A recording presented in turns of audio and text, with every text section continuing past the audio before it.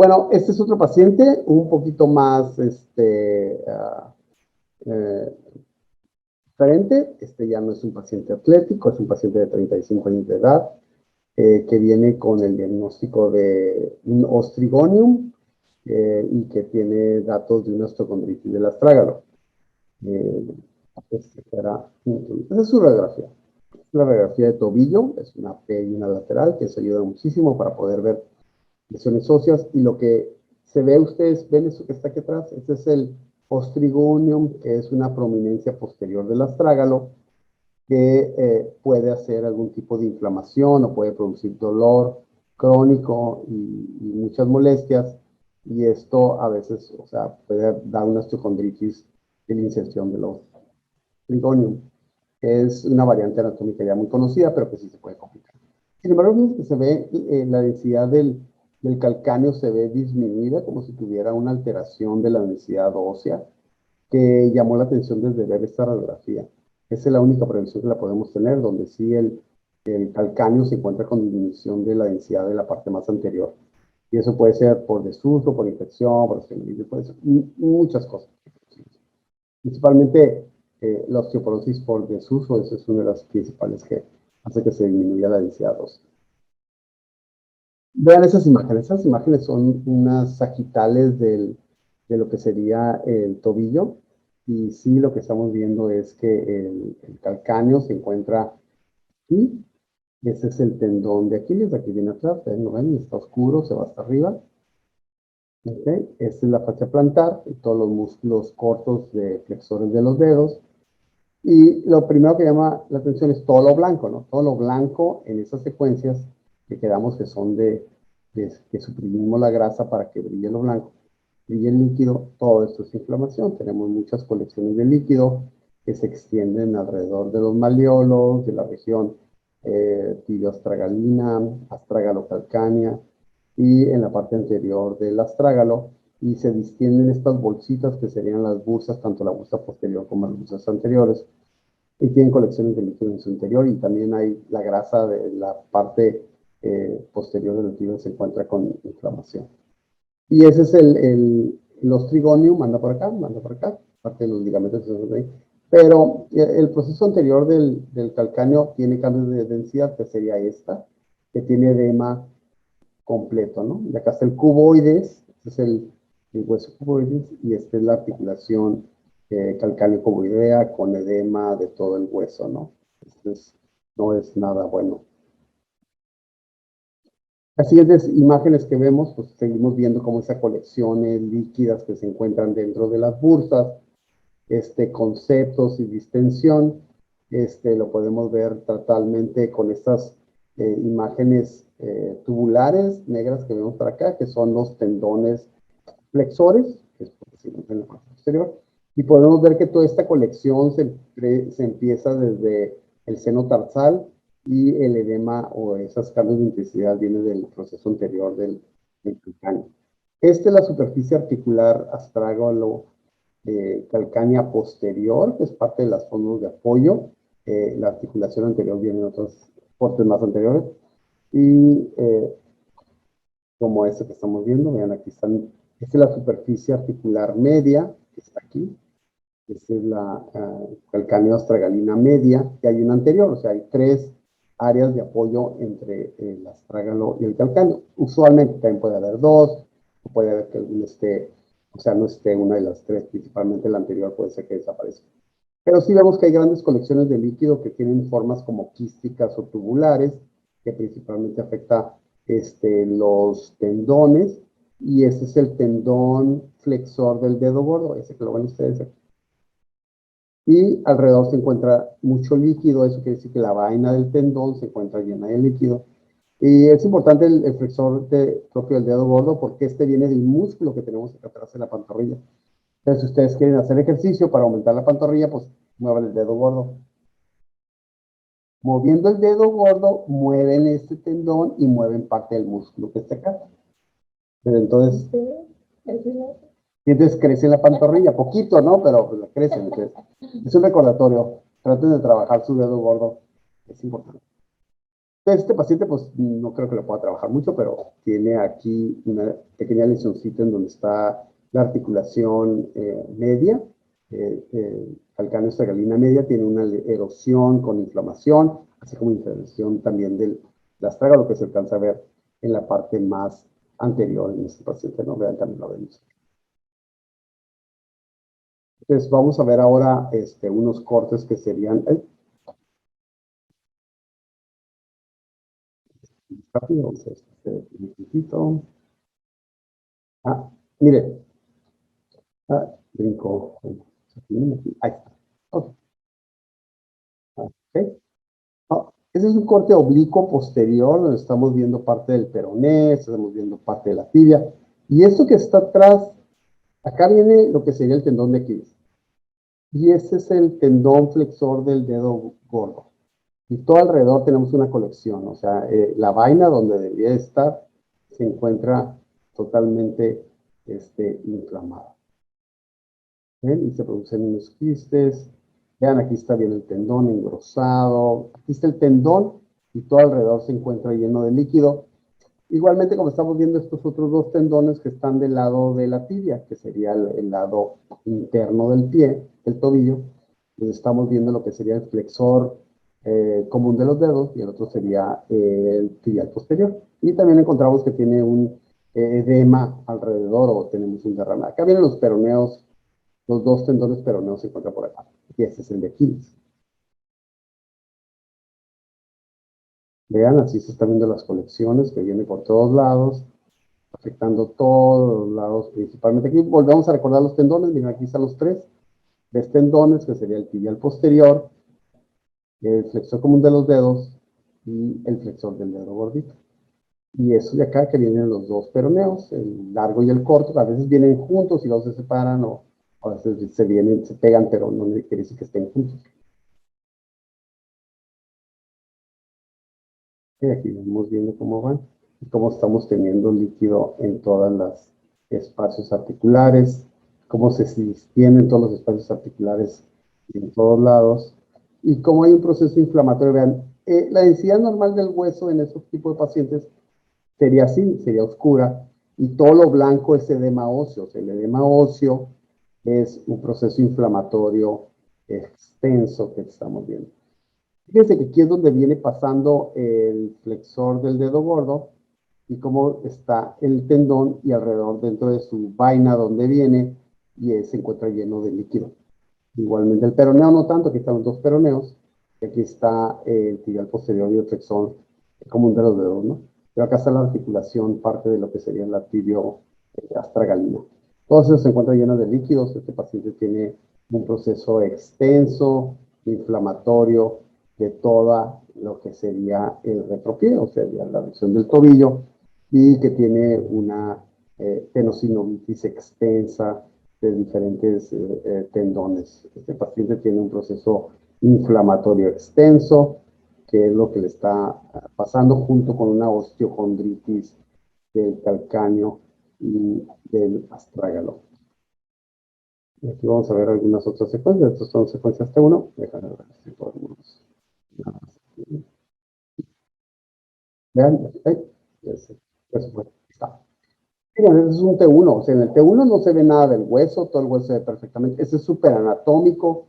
Estamos viendo cómo todas estas colecciones se ven así como de diferente intensidad, cómo se encuentran aquí las colecciones. Estamos hablando de un paciente con cronicidad, con un paciente que tenía mucho tiempo con ese tipo de infección o de proceso inflamatorio severo, que es una osteocondritis extensa, ¿no?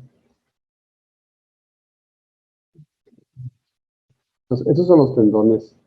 Aquí están los tendones muy evidentes en estas secuencias. Acá estamos viendo los tendones. Dice los peroneos, el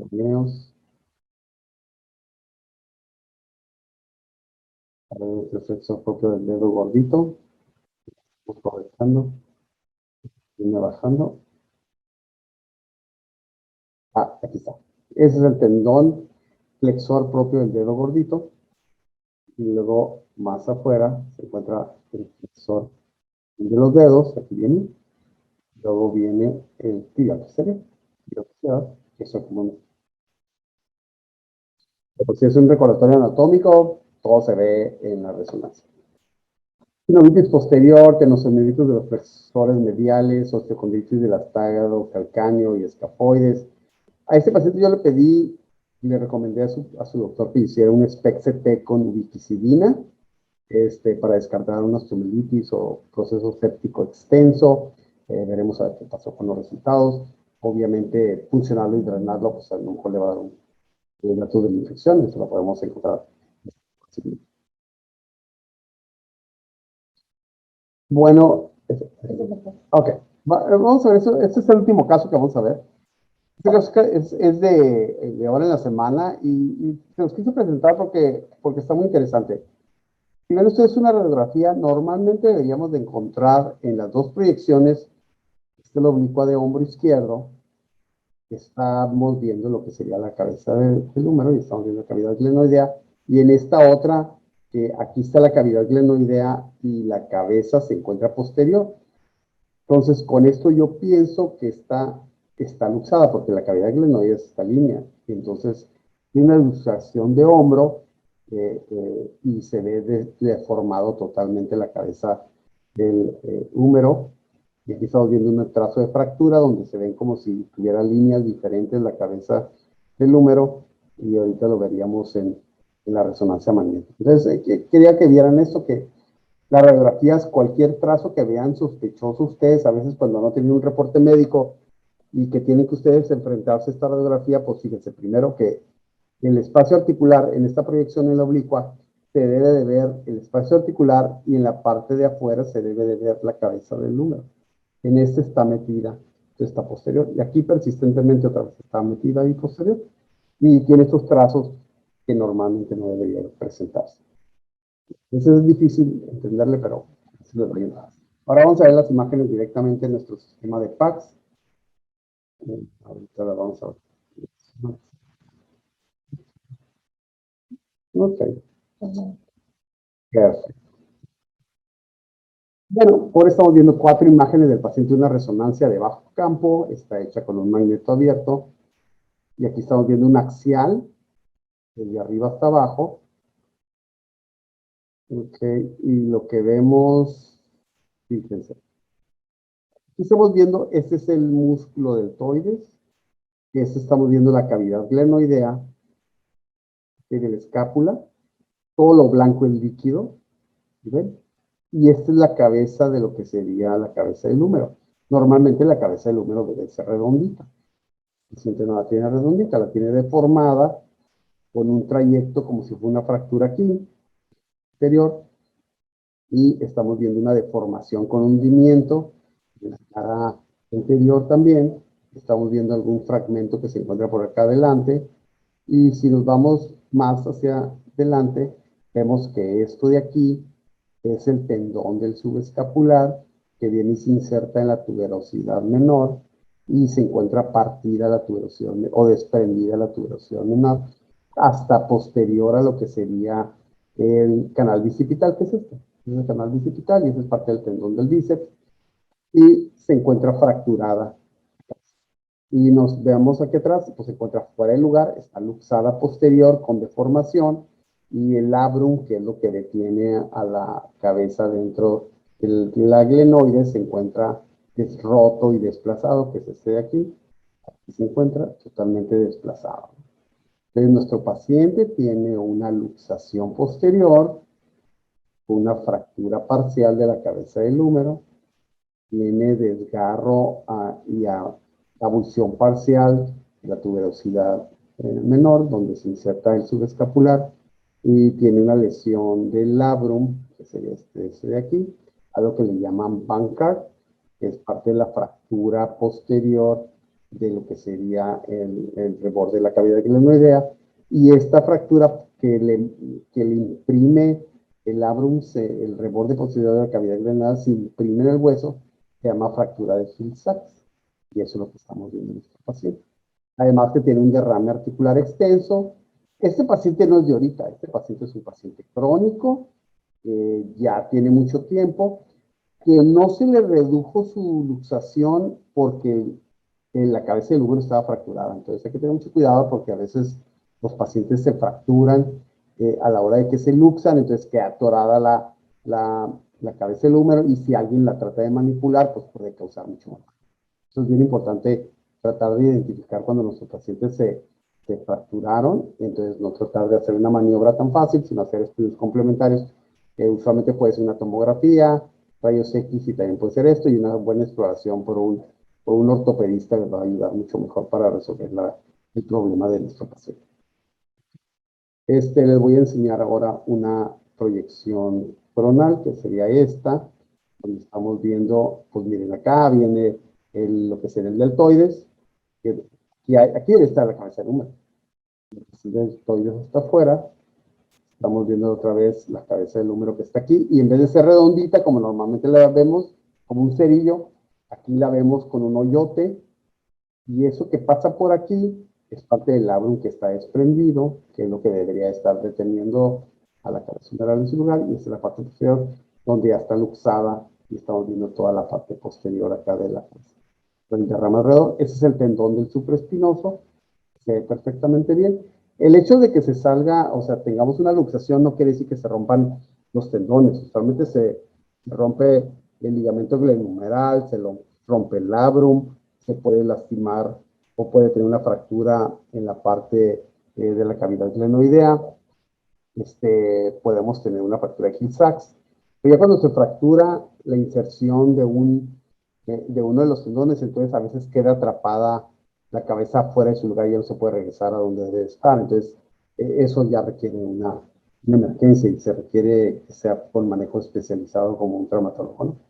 Y aquí estamos viendo lo que sería el tendón del bíceps, que se encuentra elongado, fuera del lugar que deberíamos de estar viendo, ¿no? O sea, acuérdense que el tendón del bíceps se inserta aquí, en el labrum, en la parte posterior, aquí viene, ¿verdad? Aquí está el tendón del bíceps, que cuando hay una luxación no se rompe, se luxa o se mueve de lugar. Y a veces cuando se hace una reducción incorrecta puede quedar atrapado el tendón del bíceps en el espacio articular de la cavidad glenoidea. Ok, es otra.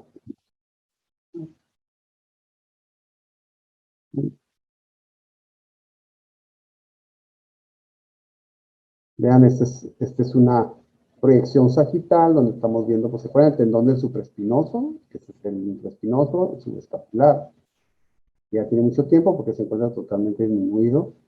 Y si vamos hacia lo que se dice la cavidad glenoidea, y aquí estamos viendo cómo está partido ya completamente la cabeza del húmero y cómo está una fractura aquí anterior y luxación. Aquí hay un fragmento óseo libre donde se ha insertado el subescapular, que fue lo que evitó que se hiciera una reducción normal. Muchas la mayoría de las luxaciones de hombros se autocorrigen, o sea, el paciente sabe cómo corregirla, o es una maniobra de consultorio. Pero ya cuando pasa esto ya no se puede reducir. Esto ya lo intentaron y probablemente se fractura mucho más. Así que tiene mucho dolor a la hora que lo tratan de reducir. Estos son los pacientes que tienen que ya referir a un especialista dentro de una área hospitalaria para que le puedan dar algún tipo de manejo médico importante. Sí, sí, hay que inmovilizar. Sí, ese es un paciente que se tiene que inmovilizar y luego pasar al especialista, ¿no? Yo nomás quisiera decir de todo esto, nosotros nos toca ver, a lo mejor no somos los que damos tratamiento, los radiólogos, ¿no? Pero sí somos los que vemos muchos de la patología una vez que se complica. Realmente yo sé que hay una gran necesidad de hacer ejercicio. Recuerden, cuando uno se haga peso libre, el peso libre es mucho más difícil para sus músculos. Ustedes no han probado esa fuerza que han cargado, o sea, por ejemplo, tienen una nueva carga para levantar y esa no la han hecho, no la hagan en peso libre, hagan lo mejor en peso controlado. Los pesos libres a veces pueden ser grandes lesiones que lo va a discapacitar por mucho más tiempo. Y eso a veces se ve. Hay ejercicios que parecen eh, súper benignos, que no les va a pasar nada. Por ejemplo, la máquina de aducción. Si trabaja una máquina de aducción con mucho peso, puede lastimarse en el primer tirón y eso hace que se desgarren los músculos, sobre todo si son más fuertes. Como vieron, varios de los pacientes lesionados son pacientes que ya han hecho mucho ejercicio y que sus músculos son más fuertes y se lesionan fácilmente cuando hacen un peso que está fuera del control. Pues les agradezco a todos ustedes haber tenido la paciencia de venir a oír un poquito de radiología musculoesquelético. Pronto tendremos el siguiente mes otra sesión. Voy a traerles un poquito más de casos interesantes. Vamos a revisar rodilla. La siguiente sesión va a ser exclusivamente de casos de rodilla de todo tipo. Okay. Pues muchas gracias a todos. Espero que se hayan anotado para que les manden su constancia. Tenemos aquí a la doctora Carolina que nos puede verificar. Nada más le vamos a